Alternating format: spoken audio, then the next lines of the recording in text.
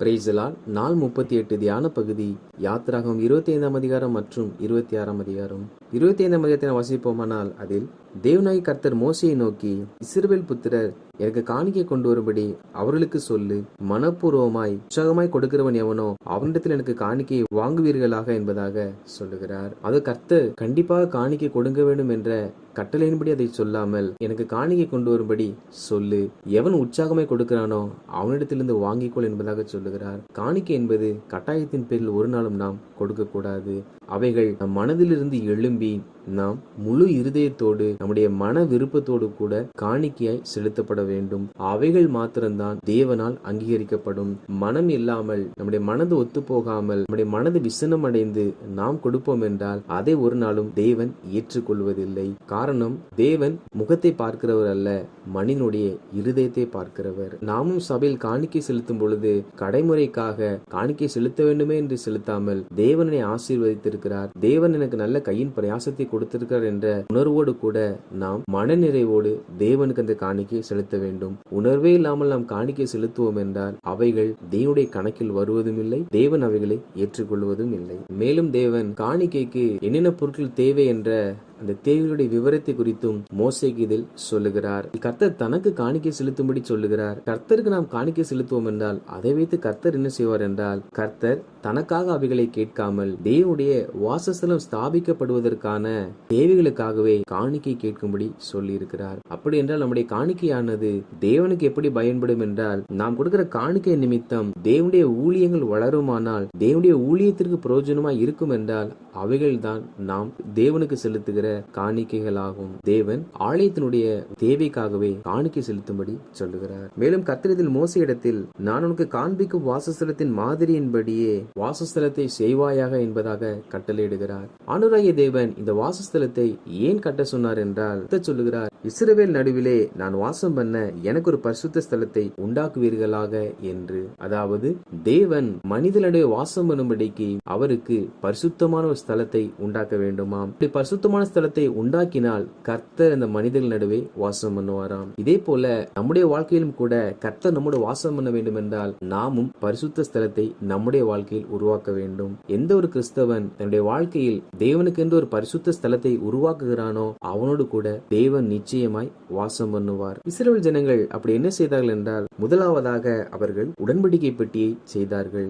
உடன்படிக்கை பெட்டி என்பது எதை காண்பிக்கிறது என்றால், ஆண்டவராகிய கர்த்தர் மோசேயை நோக்கி, அங்கே நான் உன்னை சந்திப்பேன், கிருபாசனத்தின் மீதிலும் சாட்சி பெட்டியின் மேல் நிற்கும் 2 கேருபீன்கள் நடுவிலும் இருந்து நான் இஸ்ரவேல் புத்திரருக்காக உனக்கு கற்பிக்க போகிறது எல்லாவற்றையும் உன்னோடு சொல்லுவேன் என்பதாக சொன்னார். உடன்படிக்கை பெட்டி என்பது நாம் தேவனோடு பேசுவது, தேவன் நம்மோடு பேசுவது. இதை நாம் இன்னும் புரிந்து கொள்ள வேண்டும் என்றால், உடன்படிக்கை பெட்டி என்பது ஜெபத்தை காண்பிக்கிறது. உடன்படிக்கை என்றால் 2 மனிதர்கள் நான் உனக்கு இதை செய்வேன், நீ எனக்கு இதை செய் என்று சொல்லிக் கொள்வதாகும். உடன்படிக்கை என்பது நெருங்கிய நபரோடு தான் உடன்படிக்கை செய்வோம். அப்படி என்றால் கர்த்தருடைய ஜனங்களாகிய நாம் தேவன் நம்மோடு வாசம் பண்ண வேண்டும் என்றால் நாம் முதலாவது உடன்படிக்கை பெட்டியை நம்முடைய வாழ்க்கையில் உருவாக்குகிறவர்களாக காணப்பட வேண்டும். அதாவது ஒவ்வொரு நாளும் தவறாமல் ஜெபிக்கிறவர்களாக காணப்பட வேண்டும். நாம் ஜெபிக்கும் பொழுதுதான் கர்த்தர் நம்மோடு பேசுகிறவராய் இருக்கிறார். மேலும் இதில் வாசிக்கிறோம், 2 கேருபீன்கள் நடுவிலிருந்து கர்த்தர் பேசுவாராம். அப்படி என்றால் நாம் தேவனோடு கூட காத்திருக்கிற சமயத்தில் தேவன் மாத்திரமல்ல, அவரோடு கூட தேவனுடைய தூதர்களும் கூட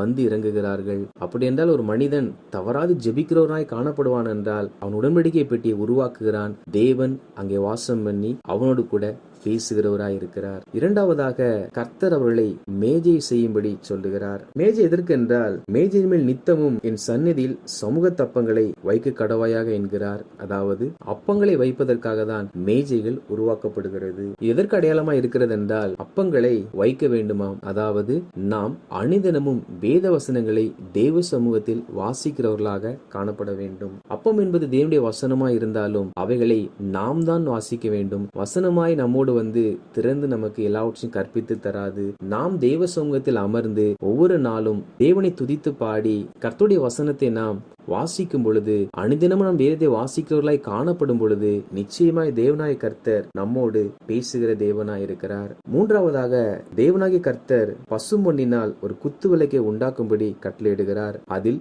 7 அகல்களை செய்ய வேண்டும் என்றும் சொல்லியிருந்தார். இது எதை காண்பிக்கிறது என்றால், பரிசுத்த ஆவியினுடைய அபிஷேகத்தை காண்பிக்கிறது. இருக்கிறது. கர்த்தருடைய ஜனங்களாகிய நாம் ஒவ்வொரு நாளும் அபிஷேகத்திற்கு முக்கியத்துவம் கொடுத்து அபிஷேகத்தினால் இயக்கப்படுகிறவர்களாய் காணப்பட வேண்டும். இப்படி கர்த்தருடைய ஜனங்களாகிய நாம் அனுதினமும் ஜெபித்து கர்த்தருடைய வேத வசனத்தை அனுதினமும் வாசித்து ஆவியானவருடைய அபிஷேகத்தை பெற்று அவருக்கு முக்கியத்துவம் கொடுப்போமானால் நிச்சயமாய் அப்படிப்பட்டவர்களோடு கூட பரலோக தேவன் வாசம் பண்ணுவார். இப்படி ஜெபிக்கிறவர்கள், வேதம் வாசிக்கிறவர்கள், அபிஷேகத்திற்கு தங்களை விட்டு கொடுக்கிறவர்கள் தேவன் தங்களோடு வாசம் பண்ணுவதற்கான வாசஸ்தலத்தை உருவாக்குகிறார்கள். அப்படி உருவாக்குறவரோட கூட தேவனாகிய கர்த்தர் வாசம் பண்ணுகிறவராய் இருக்கிறார். எனவே நாம் உடன்படிக்கை பெட்டியை உருவாக்கி மேஜையை உருவாக்கி சமூக தப்பங்களை வைத்து பொன் குத்து விளக்குகளை உண்டாக்குவோம். நிச்சயமாய் கர்த்தர் நம்மோடு கூட வாசம் பண்ணுவார். 27ஆம் அதிகாரத்தை நாம் வாசிப்போமானால் அதில் ஆண்டவராகிய கர்த்தர் மோசேயை நோக்கி மூடு திரைகளால் வாசஸ்தலத்தை உண்டாக்கும்படி சொல்லுகிறார். அதிலும் கர்த்தர்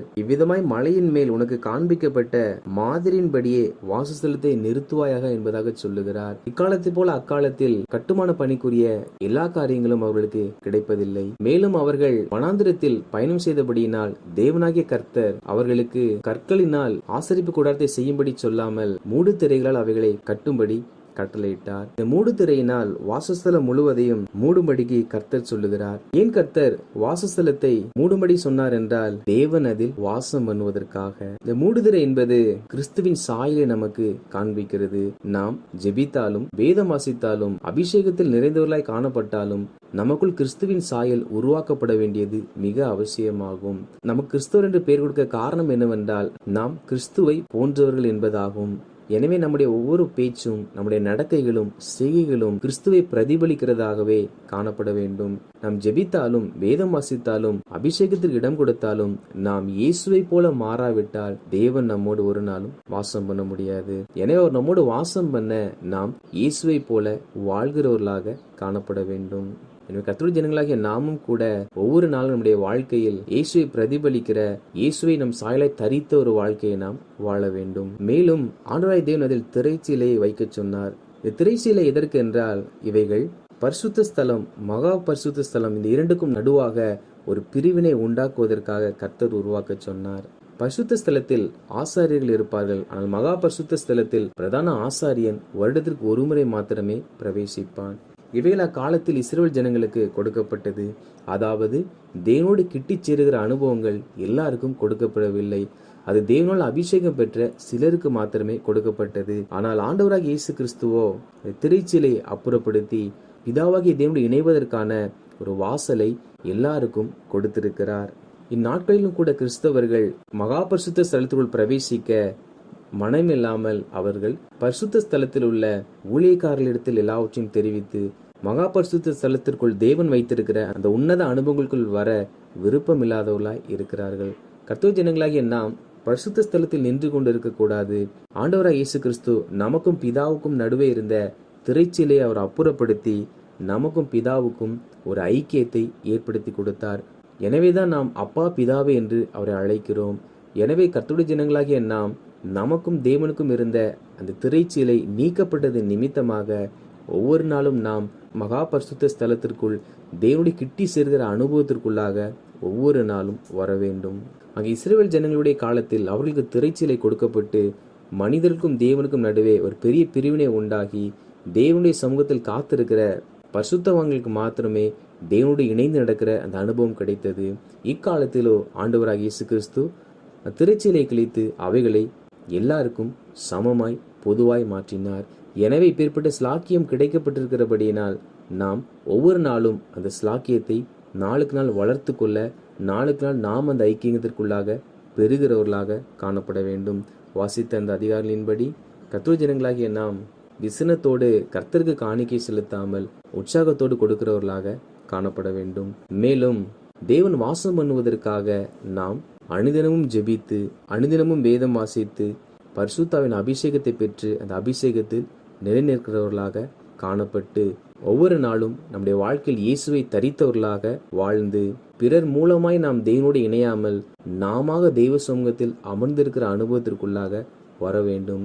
அப்படி நாம் வருவோம் என்றால் நிச்சயமாக ஆண்டவராகிய தேவன் அவருடைய சமூகத்தில் நாம் கலிகூர்ந்திருக்கும்படி செய்து அவர் நம்மை ஒவ்வொரு நாளும் பரலோக பிரசன்னத்தை இந்த பூமியிலே நம்மை அனுபவிக்க செய்வார். கர்த்தர் தாமே அப்படிப்பட்ட மகிமை நிறைந்த ஆவிக்குரிய அனுபவங்களை நம் ஒவ்வொருவருக்கும் கட்டளையிடுவாராக. ஆமேன்.